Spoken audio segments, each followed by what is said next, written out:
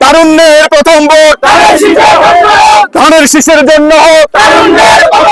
আপনারা জানেন 1971 সালের 25শে মার্চ কালো রাত্রে পাকিস্তানিরা যখন নির্মমভাবে হামলা চালায়, আওয়ামী লীগের নেতা কর্মীরা যখন পালিয়ে ভারতে আশ্রয় নেওয়ার জন্য ছুটোছুটি করছিল, মানুষ দিকবিদিক হয়েছিল, তখন একটা সাহসী কণ্ঠ 1971 সালের 26শে মার্চ চট্টগ্রাম কালুরঘাট বেতার কেন্দ্র থেকে একটা সাহসী কণ্ঠ বেশি উঠেছিল।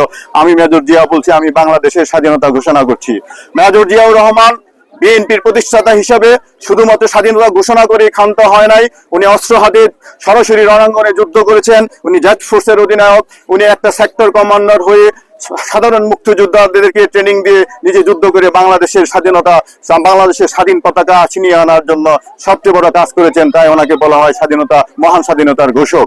সংগ্রামী বন্ধুরা, আপনারা জানেন স্বৈরাচারী এরশাদ সরকার যখন বাংলাদেশের ক্ষমতা চুরি করে, তখন শেখ খালেদা জিয়ার নেতৃত্বে 9 বছরে শেখ এরশাদ সরকার স্বৈরাচারী এরশাদের যে স্বৈরতন্ত্রের কবরস্থানে আন্দোলন সংগ্রামের মাধ্যমে বেগম খালেদা জিয়া গণতন্ত্রের ফুল ফুটিয়েছে। আপনারা জানেন 2009 সালে শেখ হাসিনা ক্ষমতা গ্রহণের পরে বিডিআর বিদ্রোহের মাধ্যমে 57 জন চৌকুশ দেশপ্রেমিক বিডিআরকে হত্যা করেছে। 2013 সালে হেফাজতের শাপলা চত্বর ঘটনার সাথে শত শত আলেম ওলামা মাদ্রাসার এতিম শিশুদেরকে হত্যা করেছে।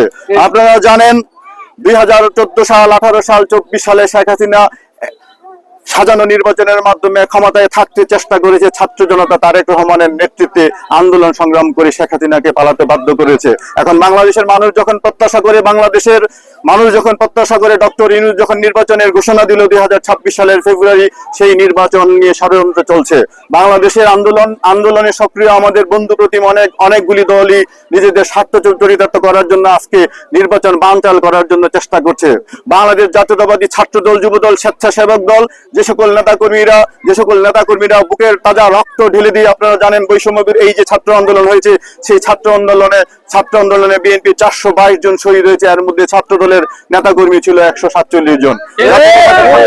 দল এবং স্বেচ্ছাসেবক দলের নেতাকর্মীরা দৃঢ় প্রত্যয় নিয়ে বাংলাদেশের মানুষের সাথে থেকে আগামী দিনে নির্বাচন নিয়ে যাতে কোনো কুচক্রী মহল নির্বাচন ঠেকাতে না পারে, নির্বাচন বানচাল করতে না পারে, সেই প্রত্যাশায় সবসময় রাজপথে থাকবে।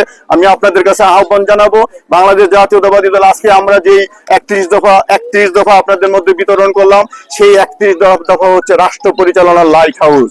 আপনারা জানেন বাতিঘর থেকে যেভাবে চারদিকে আলো ছড়িয়ে পড়ে, তারেক রহমানের নেতৃত্বে 2023 সালে 13 জুলাই যে 31 দফা দাবি প্রস্তাবনা পেশ করা হয়েছে, সেই প্রস্তাবনা হচ্ছে বাংলাদেশের রাষ্ট্র পরিচালনার মূল চাবিকাঠি এবং লাইট হাউস, রাষ্ট্র পরিচালনার লাইট হাউস। এই লাইট হাউস 31টা আলোর যে বিচরণ সারা বাংলাদেশে তারেক রহমানের নেতৃত্বে আমরা ছড়িয়ে দেবো। কারণ বাংলাদেশের মানুষ বিশ্বাস করে, জনগণ বিশ্বাস করে, আগামী 26 সালের ফেব্রুয়ারি যে নির্বাচন হবে, সেই নির্বাচনে বিএনপিকে অবশ্যই মানুষ ভোট দেবে। কারণ বিএনপি সবসময় মানুষের সাথে থাকে, মানুষের প্রত্যাশা অনুযায়ী কাজ করে। আমাদের নেতা তারেক রহমান বলেছে, মানুষের প্রত্যাশা অনুযায়ী কাজ না করলে কি হয় আপনারা দেখেছেন, মানুষের প্রত্যাশা অনুযায়ী কাজ না করলে হাসিনার মতো পালাতে হয়। বিএনপি আশা করে, বিএনপির নেতা তারেক রহমান আশা করে, আমরা বিএনপি সকল নেতা কর্মীরা এমন কোন কাজ করব না যে সকল কাজ করলে মানুষ বিরক্ত হয়। চাঁদাবাজি, দখলবাজি, মামলাবাজি, এই সকল কাজ থেকে আমরা বিরত থাকবো। মানুষকে পাশে রাখার চেষ্টা করব, মানুষের সাথে থাকার চেষ্টা করব। জনগণই সকল রাজনৈতিক ক্ষমতার উৎস।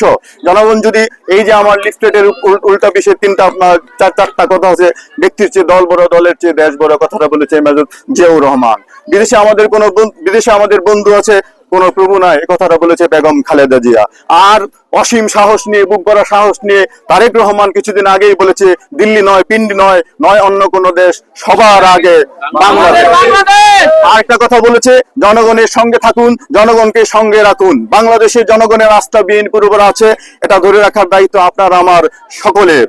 তারেক রহমানের একটা কথা হচ্ছে, 31 দফা যদি আমরা বাস্তবায়নের সুযোগ পাই, ইনশাআল্লাহ আমাদের যে লক্ষ্য টেক ব্যাক বাংলাদেশের যে হারিয়ে যাওয়া মর্যাদা, যেই মর্যাদা শেখ হাসিনা ভুলুণ্ঠিত করেছে, যেই মর্যাদা শেখ হাসিনা জনগণের মর্যাদা ডাকাতি করেছে, সেই মর্যাদা আমরা অবশ্যই ফিরিয়ে আনবো। পয়েন্টগুলি একটু করবেন এবং বিএনপির সাথে থাকবেন, বিএনপি সহযোগিতা করবেন, আপনাদের সাথে আছি। তারেক রহমানের কথা হচ্ছে, জনগণের সঙ্গে থাকুন, জনগণকে সঙ্গে রাখুন।